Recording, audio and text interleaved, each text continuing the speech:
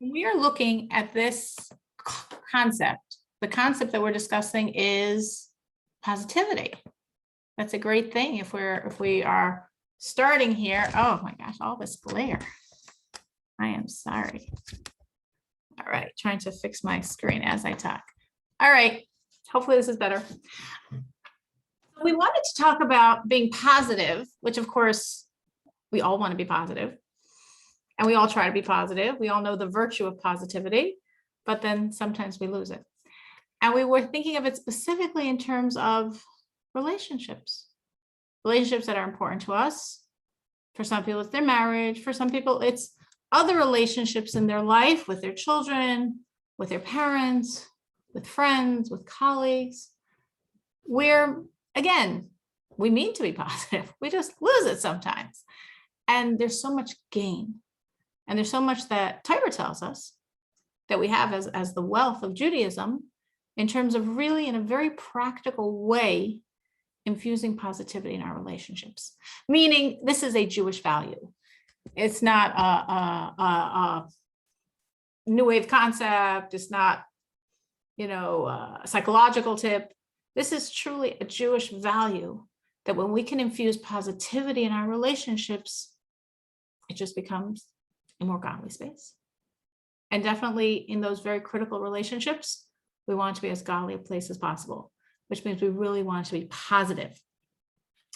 And we, of course, discussed in the past this idea of positivity. We come back to it because, hey, I'm in my 50s, to shift a bad habit, have to keep hearing it. And some people can be younger, but they also need to keep hearing it. And every time you pick up another tip, and every time you invest a little bit more, and then the next time, maybe even a little bit more, and that's how we change, more for little, more for little, more for little.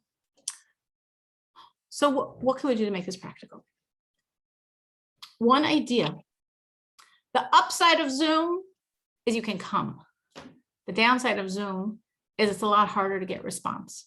I don't see your faces. I see a lot of black screens. So please feel free to interject, to interrupt, to talk. It's much more interesting than a monologue. So one idea of positivity is that amazing thing called a gratitude list, a daily gratitude list. Take whatever relationship you want to work on, whomever that relationship is, and do this like twice a day. And demand from yourself at least 5 things each time that you can really say, in terms of whatever this relationship is, there's a lot of good there. Because if it's an important relationship, I definitely hope there's a lot of good there. I definitely hope that if you look with that set of eyes, you will see good. If it's your marriage, even though, of course, you're annoyed by this and you're in friction because of this, but that doesn't mean there's not a lot of good that you just sort of overlook. You as we say, take that for granted. And so to in every other important relationship in your life, the very fact that you have the relationship could be a gratitude. Thank God I'm close to my siblings. Oh my gosh, he's driving me crazy for this reason, this reason, this reason. Thank God I have a sibling. Thank God we talk to each other. Thank God we're close. Let's put that as the premise, as a foundation, and then that puts the other things into perspective. And sometimes when we're getting a little nervous about the relationship, when we're feeling a little stressed about the relationship, it's good to review these. It's good to think about them. It's great to write it down because then you could reread it. It's good if you're writing it down, saying it out loud as you write it down. It's good to, if you're just thinking it yourself, talk to yourself, go to a place where no one will think you're crazy and nobody's eavesdropping, and say it out loud. Because the more we invest ourselves in our speech, in our action, in hearing, in formulating, in reviewing all of this gratitude, the more it actually impacts us. It's not just like, it's very real, it's very tangible. So it makes a big difference. So that's one thing that truly makes a difference. I put it number 1 because I don't know, I think it's like the most foundational thing to do is really, really, really review the good. Focus on the good. Be grateful for the good. Thank God for the good in whatever relationship you're working on. You're stressed with a child. She's driving you crazy. You're driving her crazy. It's really good to twice a day stop and think of all the good that child has and be grateful to all the good and thank God for all the good and write it down so you can reread it when you're really getting crazy with her or him. Because again, there's so much good in every relationship. There's so much good in every person. And being human, we notice the bad and we take the good for granted.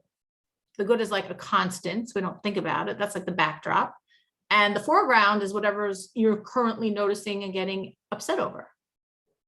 So it makes such a difference in a relationship when you focus on and remember and really thank Hashem for the good. So that's super important. Something else, watching yourself, watching your thoughts and watching your language. Because many of us have a tendency to just slip in the negative direction. It's like human nature. It's always easier to think negative than think positive. Thinking positive, you have to work. Thinking negative is just so natural. And it really, really, really makes a difference. When you really commit to talking positively, and then you take it a step more deeply and you're committing to thinking positive, it really, really, really changes the way you perceive things. It's very weird, but you really change yourself by telling yourself, and it could be with this, it could be too big to say globally, I will never. So take it one person at a time. Take it one significant relationship at a time. With this person, with my spouse, with my mother, with my father, with this child, and I'm saying with all your children, with this child, I'm always going to be framing my language positively. I'm going to be framing my thoughts positively because language impacts, thoughts impact. And the more we allow ourselves to think and speak like we sometimes feel negative, the more it makes that real. And we're thinking and speaking positive. It's a huge, huge shift. Any thoughts on any of this so far? It's a little hard to talk. When I got used to the beauty of in person, so it's a little hard to relate back to a screen. But I'm definitely appreciative that people can attend that couldn't otherwise. So that's really nice. I sent the group a picture of Target's My Daily Gratitude Journal. Oh, $7.99. I see it. It's really good. It's small. You could keep it right by your bed. Before you say Shema, you could just write the things you're grateful for, or you could do it like what you just said, pick a particular person and write in there the 5 things you're grateful for. I don't know. That's it. What does the inside of the book look like? Is it just lined paper, or what does it look like? It has like, I'll take a picture and send it. It's like a date thing, like a half page of it. And it's a small book and it has a half page and you can write the date. So I write like, Tishrei this or that, and then write in what I'm grateful for. And then I also write like what I want to do better for the day. Oh, okay. So Silka's doing it in general, which is great. And I highly advise it. And I do it too. And I am taking that concept and applying it to relationships. So what Simcha is saying, I agree, I do, I promote, I push. You've probably heard me say this many times. Target's even listening to me, amazing. But we're taking this idea now and we're looking at specifically in terms of relationships and really, I would even say specifically in terms of a relationship for people that this is hard for, which is a lot of us out there. Because sometimes when we aim too big, we end up doing nothing. I'm always going to be happy. I'm always going to be positive. And then we just like lose it and forget and get stressed and move on. And we forget all our good resolutions of the night before. But if it's very, very targeted, it's very, very focused, then it's easier to actually make sure it happens. Like you remind yourself, no, for this person, now, as I'm interacting with them, I'm going to be positive. I'm going to be positive. I don't know, but my words will be positive. I don't know if I'll be so positive, but I'll make sure my thoughts are going to be positive. And it makes a difference. It makes such a huge difference.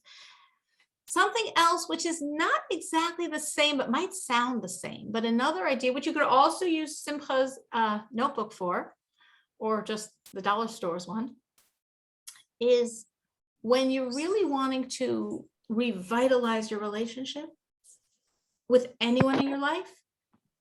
It could be with a friend that you sort of aren't feeling so close connected to anymore, if that's very important to you. Could be a neighbor, could be a colleague, it could be your spouse, it could be your child, it could be a relative. It's really good to stop and just remember their good qualities. And we all have very good qualities. And we often forget someone's good qualities when we're a little upset with them. Like husbands, for sure, right? I mean, there's a reason you married this guy. So for sure he has great qualities. But at the moment, he's annoying you. You're probably annoying him. Maybe you're annoying each other. So you lose the good in the shuffle of that interaction. So it's really good to say, whoa, let me like step away and like remind myself why I married him. Or with your child, if right now there's a lot of friction in the relationship, step away and think of all the beautiful qualities that right now are not apparent, but you know are there. And like write them down and then look for an opportunity to express them. Meaning just reminding yourself is very good. And if you only do 50% of this assignment, that's still positive. And that still reframes you, and that still reminds you, and that still makes you more positive in interacting with the person. But this concept has a lot more power. If you not only think of like 3 good things about the person, but you find a way to share it with them. It could be a compliment, could be a comment, could be some type of empowerment, but one way or another, you find a way to give them that positive message about themselves. Now, again, you say, oh, I don't want to I know when people give me compliments, it always sounds fake, and I don't like that at all. And so sound real, be real. But a lot of us shy away from complimenting. Maybe we weren't complimented as kids, so it's awkward. Maybe we were complimented in ways that didn't make us feel good, so we don't have a good feeling for complimenting. Honestly, saying positive things to other people is very good. It's very empowering. You should really want that every time you have an interaction with someone else, they leave feeling good.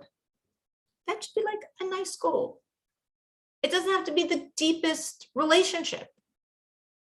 It could be when you're in a store and you're talking to a clerk and you notice their name and you use it and you made them feel good. You made them feel like a person. You made them feel like someone noticed them. It could be when you're on the phone, again, with those types of people that you'll never see and you never saw, and you say, thank you. You really, really went out of your way to help me. Obviously, if they were rude and obnoxious and didn't help at all, it's hard to say that. But if they were trying and they were decent, you could say it. And you made someone else feel very good for free. It's just spreading positive energy out there. And if that's true for those people that we never know or are never going to see again, imagine the people that we interact with a lot, people that are important in our lives. Imagine if someone was doing that to you. If there was someone in your world that every time you spoke to them, you engaged with them, you walked away feeling good. You walked away feeling good about your world. You walked away feeling good about yourself. You walked away feeling good about your life. I mean, wow, you'd really want to be with this person. That's amazing. And we can all be that person that makes the other person feel good. So it helps if you do a little bit of homework and you're thinking in advance of what's really special about this person? What is a true meaningful statement about this person? And then you have it in the back of your head. So when the situation comes up, you can put it into the conversation. I mean, even like little things like, oh my gosh, I know you're the best finder in my house. You're always so visually perceptive. This got lost. I know you're going to find it. Something as small as that, but the person feels noticed, acknowledged, appreciated. I'm telling that to a child, but it works for everyone. It's such a powerful, powerful tool if we can be focused on making other people feel positive. Now, we're thinking of positivity, and obviously we want to be positive people, and a positive person helps other people feel positive about themselves and about their world. And it just engenders such amazing, amazing, amazing response in the relationship and in the setting, in your home, in your life, in whatever setting you're interacting with these people. Any thoughts, any comments on any of this? I agree with it 100%. I have this student who she's really hard to home life, and she comes into class so all the time very moody, not interested in doing anything. And I'm new to her class, and I started complimenting her every day, and today she came in so hyper and smiling and interested, and it's so it warmed my heart seeing her come in and just be in a better mood versus the other days her sitting there glooming and not interested, not involved at all. So I definitely see that helping. So when you're in a professional relationship, like you're talking, it sounds like a teacher to a student, it's sometimes a little easier because we're being professional, but we can do this always. Again, it takes focus. It takes caring. It takes wanting to make that difference and be that person. And sometimes we're tired and we're drained and we're stretched and we lose it. And we can forgive ourselves for being human. That's fine. But for all those other times when we can be focused and just like in your home, wanting to give your children a gift maybe you never had. That the house is a happy, warm place. What does it start with? Starts with us. It starts with us. And when we create that in the home, that's the type of home. When we're talking about in a relationship, like in a marriage, when we invest that in the marriage, eventually, again, it trickles, takes some time sometimes, depends where everyone's holding, but it changes the dynamics of the relationship. It's so powerful. We are such powerful people. It's amazing. Something else that really can help sometimes if you're having difficulty in a relationship is thinking back to other times when you had difficulties and when sometimes the setbacks were springboards, where sometimes something's really challenging and you realize that because of that challenging situation, something shifted, something grew, made you a better person, a more focused on your relationship person, a more caring person. It's sometimes good to think of that because we all would like that everything should be always amazing and good to better, to best, to better than that. And sometimes it is, and sometimes it's not. And when it's not, we can get all thrown, oh my gosh, let's take it a marriage. Here I am. I'm so invested. I listened to this class and I had all these good resolutions. And then my husband came home from work in a bad mood and he ignored all the nice things I was saying. And then we got into a fight and that happens sometimes. People are people. Things happen. So it's good in those situations to sometimes stop, breathe, and remember when, into yourself, you're not sharing this with the other person, that used to happen. And then I changed because of it. I actually became a stronger person because of it. I actually became a better person because of it. I remember, when my marriage was really bad. And then because of that, I started thinking more about my marriage. I started thinking more about my spouse. And I actually became a better partner because of that hard time. Sometimes very good to remind us that. because otherwise we can lose it when negativity creeps in. And we forget that negativity is a springboard for growth. That whenever you're going through something hard in a relationship, or for that matter, in anything else in your life, there's a God. He's running the show. Why would he make things hard for me? He loves me. I'm his only child. Why is he making stuff hard for me? Because he wants me to grow. Because he wants me to become better. Because he knows however good I am, I could be so much deeper. I could be so much more empathetic. I could be so much more sensitive. So he puts me in situations that help me learn that. And that should be my perspective in every negative situation, including in any relationship. Never take God out of the picture. A setback is a springboard. I'm going through something difficult. I've gone through difficult things in the past, and I grew because of them. And that's why they happened. So if right now I'm going through something difficult, it's part of the same process. And I can look ahead with positivity to the future. Even if now is hard, I'm looking ahead and I'm trusting, just like in the past, things were hard and they got better than they were before because of that. So I'm going through something hard now. It's hard. Based on my history, I'm looking forward to a better future because of this hard thing. I don't know if that resonates with anyone, if people can relate to that in their own lives, but it's very, very important, because otherwise when we go through the hard stuff, we just get very pulled down and we lose that hope and optimism for the future. Any thoughts, any questions, any comments on any of this?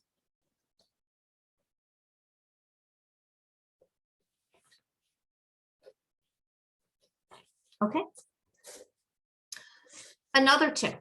These are all like tips of adding positivity to relationships for people that came in the middle and wonder what we're talking about. So something else, again, I'm going to use a paradigm of a marriage.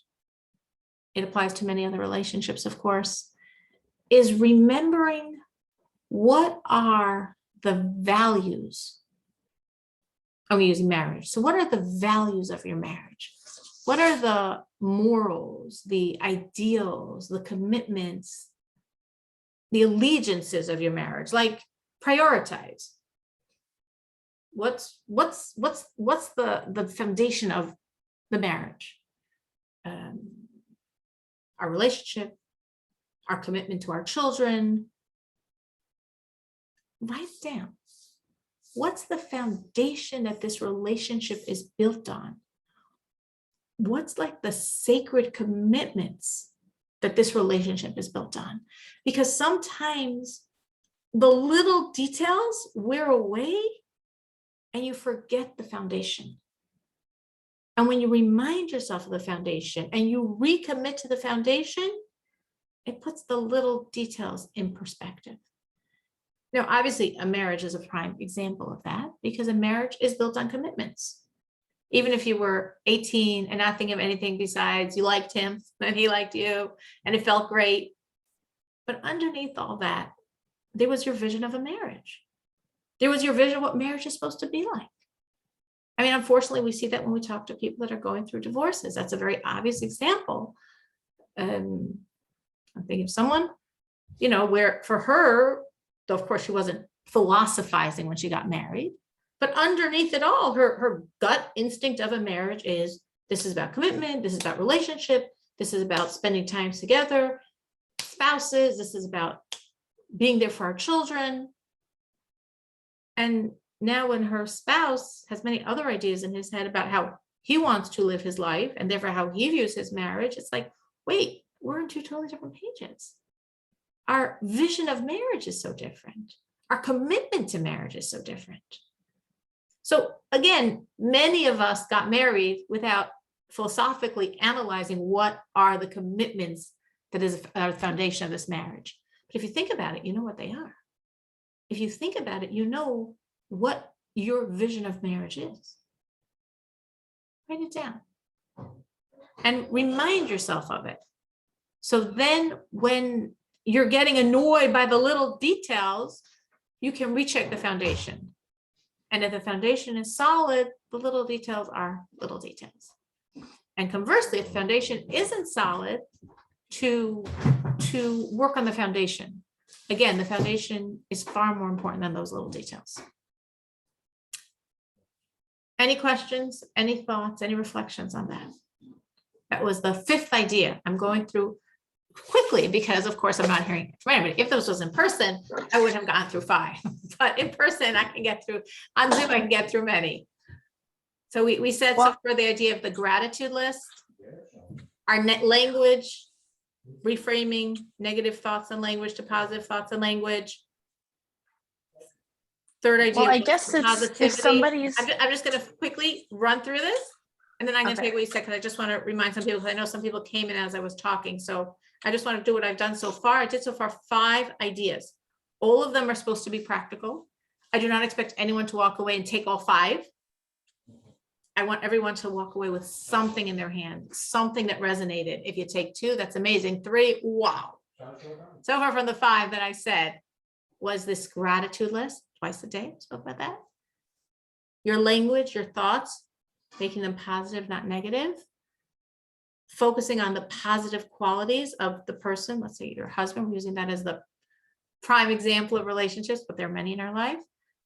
The positive qualities and utilizing opportunities to share with the other person their positive qualities, being that person that empowers other people and shares with other people how special they are. Looking at the setbacks we've had in life or in relationships or in this relationship and how it helped me grow. And this last idea that I was just saying, like in a marriage and in such a relationship, remembering the values of your marriage, remembering the commitments of your marriage and reconnecting to those commitments. And then the little details like become little details. And someone was talking. yeah. So what about, let's say, like in that situation, it can also be, I guess, like with a friendship or a parent-child relationship. Absolutely. So what if the other person just isn't as willing? Like, let's say the friend just decides to not talk to you for a while, or I don't know, just isn't interested in having like these deep connections at the moment. So then Like, in what are you that situation, you have to ask yourself, am I comfortable with a friendship on that person's terms? You don't have to ask the same thing in a marriage. You know, you move into the marriage with this value of the husband and wife being so close and so connected and sharing everything. And then you find 6 months into it or in less time than that, that's not really his vision of a marriage. That's not what he's looking for in a spouse. And that's not the type of person he is. So what happens? Either you morph a little, he morphs a little, hopefully both of you do. To make it work, there's got to be changes. So it's the same thing in a friendship.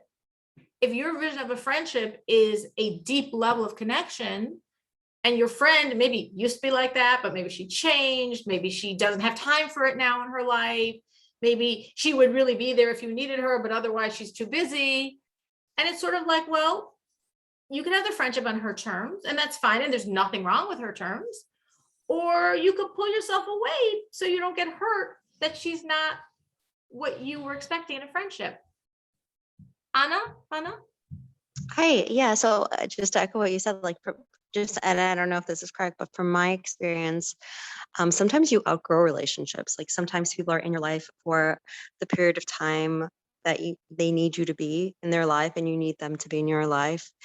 And when you grow emotionally and spiritually, and your connection with Hashem deepens, and sometimes there just doesn't, then you just kind of outgrow each other, and that's okay. And there's nothing wrong with it. Some friends are forever, like there's friends I have from childhood that I still am very, very close with, and those relationships you obviously never outgrow because you're deeply connected. But sometimes those friendships that you are thinking maybe are very, very deep are just there for that period of time for whatever purpose that Hashem put that person in your life and you in their life. And it's painful sometimes to lose that friendship or that relationship, but I think when it's their time to move and your time to move, that's okay. And as painful as it is, it's okay to have that happen, from my experience. I think you're completely correct. And what I would just say, like 2 disclaimers on that is, 1, even if you moved on because you grew, changed, and or she changed or both of you changed. But if you had a really deep feeling for a person, usually on some level it's still there. And like, if they're in trouble and you hear about it, you're going to want to help them, even though you haven't had an active relationship Oh, always, for 5 years, yeah. because it's somewhere buried in your heart, that person. It's not that you lost or don't For care sure. about them. It's just on a practical basis, it's not working. Then the other thing I would say, because what For sure. Hannah is saying is true also sometimes in very significant relationships. The same way she's saying very correctly, a friendship and then one of you changed and became much more deep or spiritual, or one of you started working full time and one of you is home with a lot of time on their hands, you know, that sort of changes the dynamics of the relationship. Sometimes in very significant relationships that happens also. Sometimes like in a marriage that happens, and the two of you started off on the same page, but then you grew and changed and became different, but you're married to each other. So it's not like, oh, this relationship isn't working anymore. Like, we're married, but we did change. And then you got to figure out, how can we still make this work? But you're absolutely right. In a relationship like a friendship, it's easier to say, it doesn't work the way it did before, and that's fine. And I still care about the person, but my needs in a relationship aren't the same as theirs. And that's fine. And nobody's at fault. That's fine in such a relationship. But in other relationships, you still need the relationship to continue, and you got to figure out, how do we make this work, even though we, or perhaps I, changed. And there are many marriages that go through that. People get married when they're young, they're still growing, they're still developing, and 5 years or 10 years or 15 years later, they're different people. And you love the person you married, but he's not the person you married anymore, or conversely. Any other thoughts or reflections on that? Okay, so those were 5 ideas. You don't have to take 5, take 1. If you take 1 and change because of it, this was a very worthwhile hour. Another idea, 6th concept. Looking back in your past at unresolved issues. A lot of us have issues that we didn't resolve in ourselves, or sometimes in the relationship. Maybe, let's say in a marriage, maybe there was something that was very challenging in the past, or very painful in the past, very disappointing, and you just sort of buried it and moved on. Like, something could be painful or disappointing or challenging, and you can deal with it and move on, and that's healthy. But sometimes we don't deal with things, we just like bury them inside ourselves. And that means they're still there. And it's still like this gnawing pain inside. You could have this fundamental disappointment about something in your spouse, and you never got over it. And it's still there, and it still bothers you under the surface. So whenever something on the surface happens, all that other pain comes out because you never really dealt with it. Sometimes it's not the other person, sometimes it's something inside of you.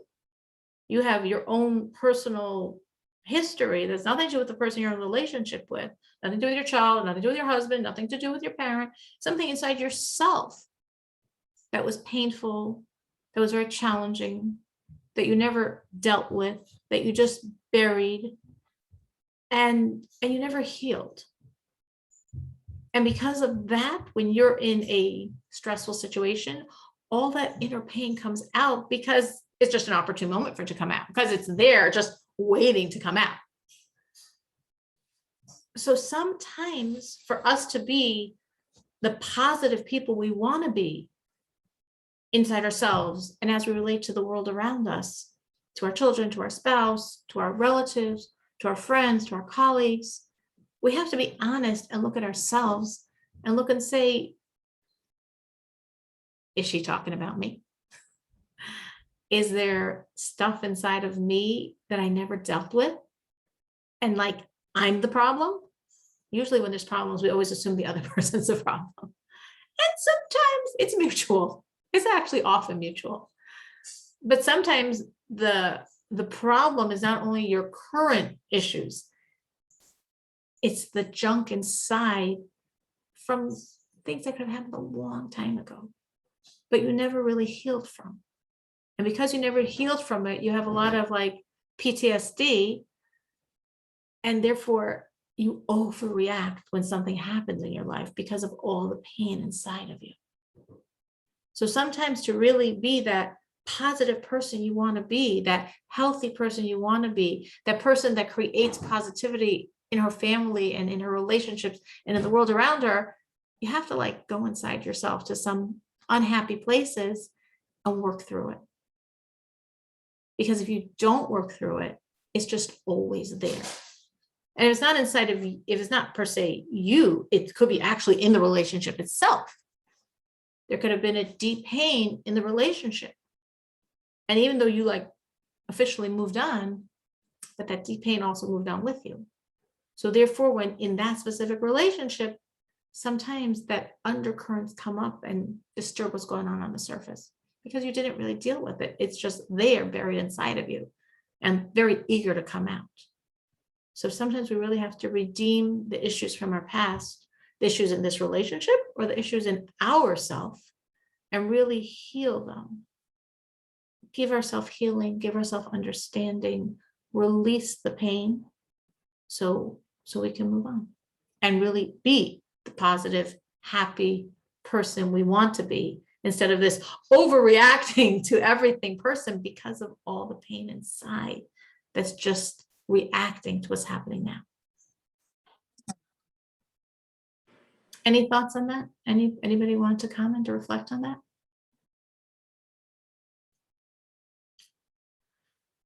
Another idea, now we're on the 7th, is sometimes if we're talking about challenges in a relationship, we can reflect on the silver linings that we've experienced in the challenges. Like, take a very simple example here, it's not a relationship, but something we're all experiencing is this thing called COVID. And it's affected every one of us. If you say it hasn't affected you, I'm very surprised because everyone I know is affected. And it's affected a lot of us in very hard ways. But almost everyone, if you speak to them, can come up with some silver lining. You know, the silver lining of COVID, maybe for some people, they love being with their children for all that time or whatever it was. You know, they had all the perks of working from home instead of wasting all their time.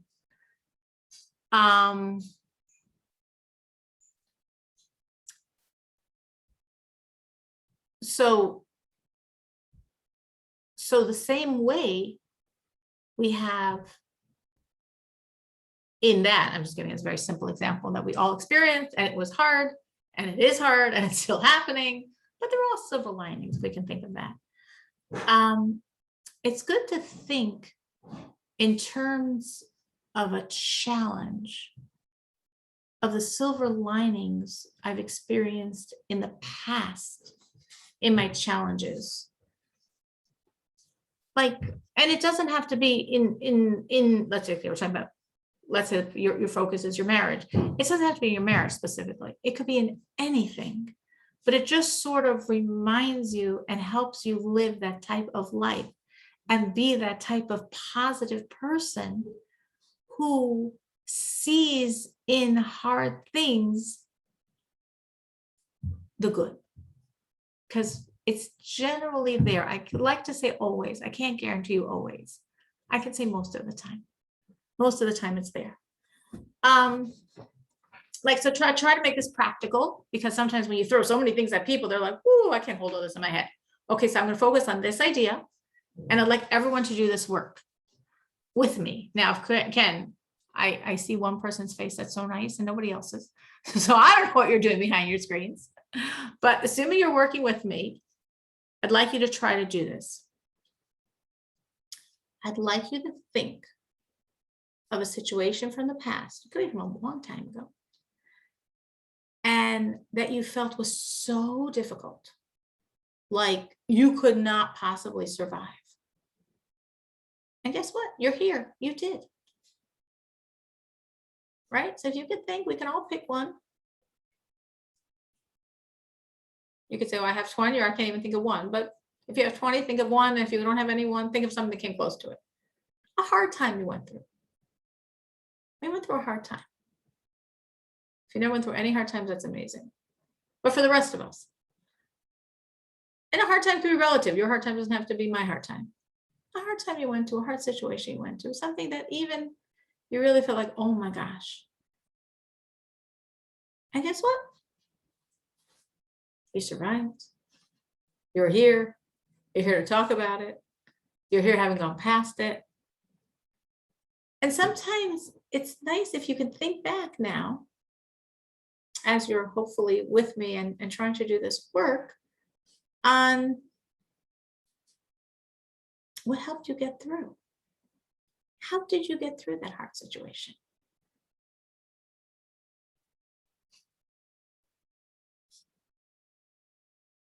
You could say a lot of help from God. That could be.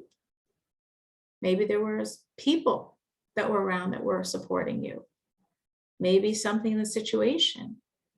Maybe you read a book that made a difference. Maybe it was, if you were younger, and it was a teacher or a mentor. Something that helped you grow from that place of fear or pain or brokenness. And you actually came through it, and you actually are a different person today because of it. Silver lining. The silver lining here, I'm saying it's a little bit deeper than just like, you know, the situational events that I was saying before. It's a little deeper work, but it's really, it really is very deeply understanding that in all of our challenges, like, we're not alone, and we've gotten through them all, and we're going to get through them all, and we're going to walk away from whatever that hard situation is a better person, a stronger person, a truly happier person because of it. That's all part of the process of life and what God gives to us. And that's part of the silver lining in the challenges. The positivity, looking with that eye. So silver lining in the challenges for one person means, like, this situation is hard, but the same hard situation, there's some perks because of it. And that's a good, positive person's outlook on life. As a positive person, lockdown was hard, but it was nice to get to know my kids in a way I don't know them otherwise. That's a silver lining person. That's a person that has that positive perspective. Then if we're going a little deeper into this idea and we're trying to more deeply work through it, we can really, really, really think of terms of the silver lining being my growth and how I've changed, how I've healed, how I've become a better, deeper, stronger, healthier, more balanced person because of those challenges. And on an even deeper level, what I mean here by the silver lining is that strong confidence that whatever life gives me, whatever situations I go through in life, I'm going to be okay.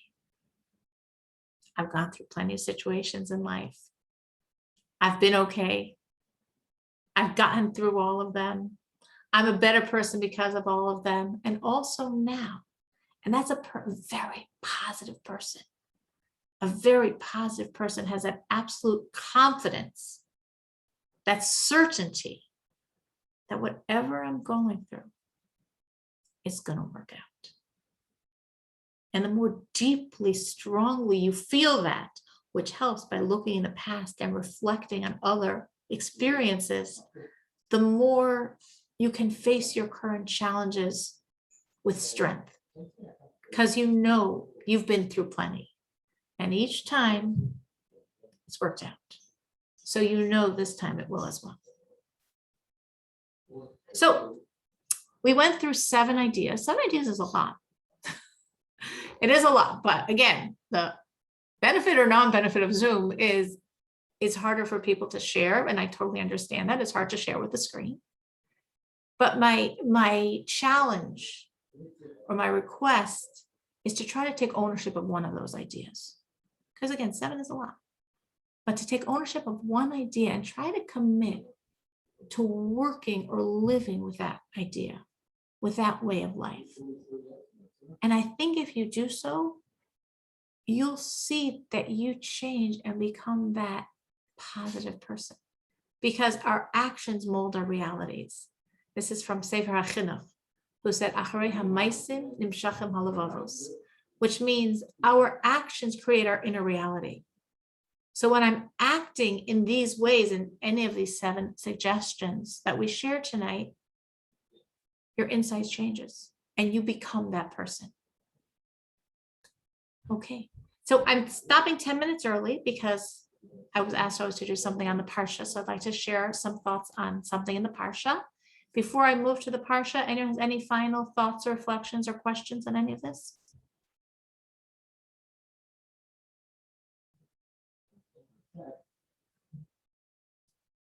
Okay, so I picked you might say minor story in the portion of this week, because there were just so many ideas in it that I saw. And I was like, wow, it's so interesting. From one little vignette from an entire portion, entire Torah portion, there's so much we can think about.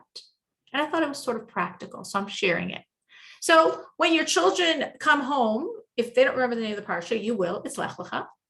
And in Lech Lecha, I'm sharing one small idea that happened in the life and times of Avraham. We're told this is a very happy week because we get to live with Avraham all week long. So that makes it very happy because, hey, he's the father of the Jewish people.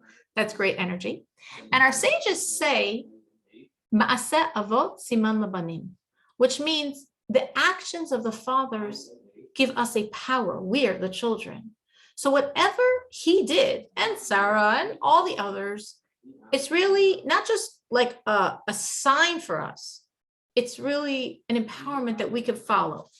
So what did I see in this week's portion that I thought was very strong? I thought it was a few very strong messages about how we can act from one of the small, many things that happened in this week's Torah portion. So we have Avraham, and he lech lecha, go, journey. So he's journeying with his wife, Sarah, and with his brother-in-law and nephew, Lot. Lot was his brother-in-law. It was Sarah's brother. And Lot was his nephew. It was his brother's, Haran's son. So he was graciously also having Lot as part of his caravan, and of course, all of his servants and sheep and flocks and all the stuff.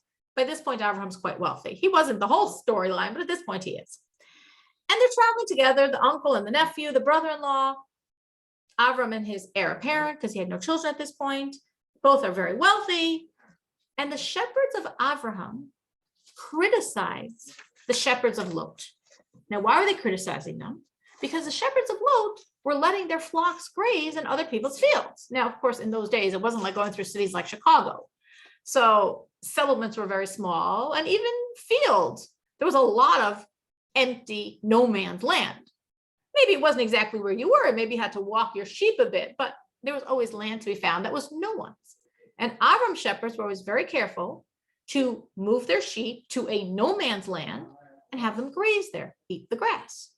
And Lot shepherds, they couldn't be bothered. And if they went to someone's fields, they didn't care. They let their sheep eat that grass. I mean, it's only grass.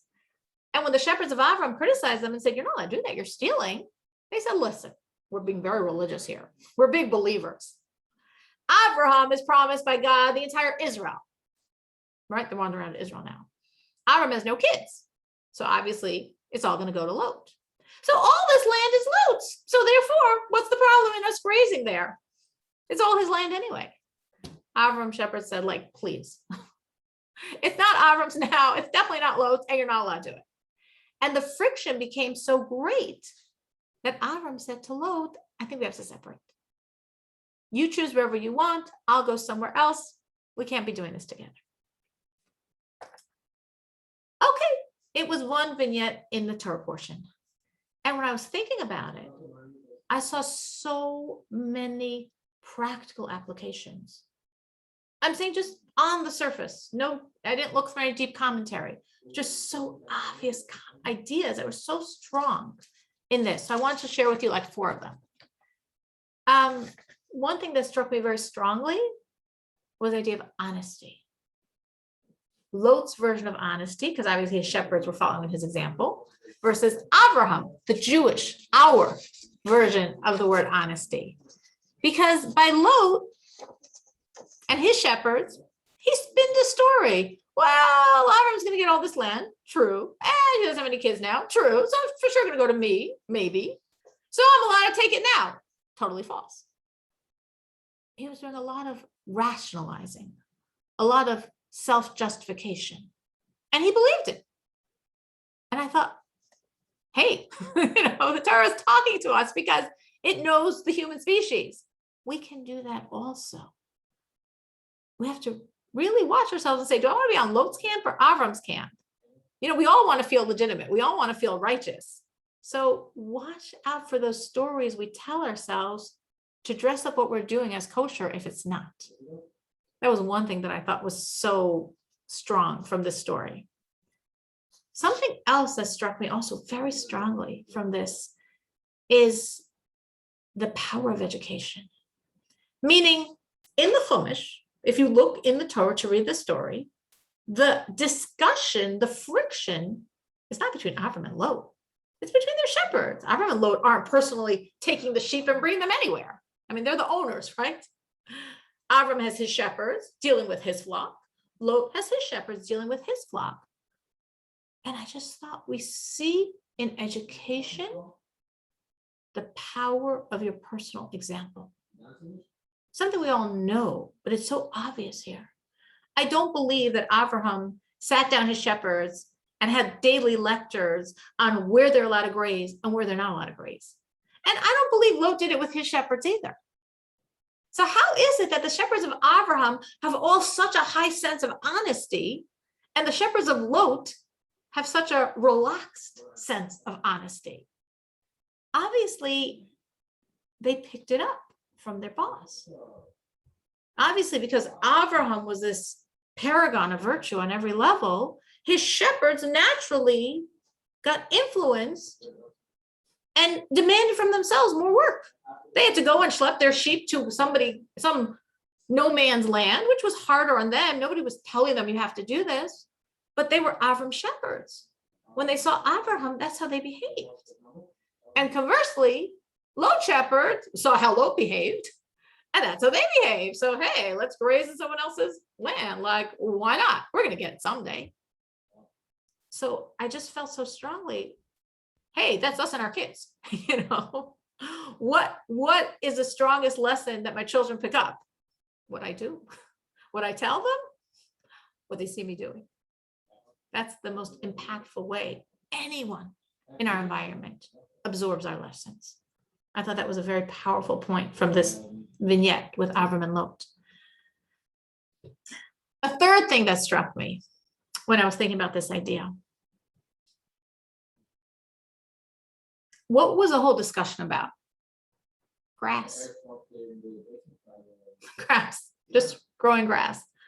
And the shepherds of Lot were like, and we're here today, we're moving on tomorrow. Avram was wandering through the whole land of Israel for lots of spiritual, holy reasons. So I thought, that's another deep lesson about honesty. That if you're really honest, you're honest in all the little details. It says, going back to last week's Torah portion, Noah, when there was the flood, that what was the sin that was a final sin that just destroyed it? I mean, they were horrible on many levels. But what was that final sin that the world their fate was sealed? Petty thievery. That's how our sages express it. Not bank robbing crimes, but literally an example the sages give to understand what I mean by petty thievery is someone has a stand. Let's say she sells apples. And one person comes up, takes a bite out of an apple, says, you don't have such good apples, and moves on without paying for that one apple he took. And then a second person does it, and a third person does it, and a fourth person does it, and a fifth person does it. At the end of the day, nobody bought a thing and she has no apples left. That's called petty thievery. They're stealing an apple. Maybe they took a bite and put it down. They took a bite. But in the end, they destroyed her whole livelihood. We're talking about grass. Between Avram's shepherd's version of grass and Noah and Lot's shepherd's version of grass, and this totally split them to such a degree that Avram and Lot couldn't be together anymore. So I felt like honesty, maybe we could be honest in the big pieces, but there's all the little details. You go to a store, they give you too much change. They don't charge you for something. According to law, do you have to report or not? I don't know. I didn't ask a rabbi. But in terms of honesty, if you're really valuing that honesty, it's like, what? I got too much money. I have to get back. They forgot to charge me. I have to tell them. Because the little details are really expressing this idea of total commitment to honesty. And I have one more idea to share. There's a fourth idea from this idea, and I've got 1 minute left, so we're on time.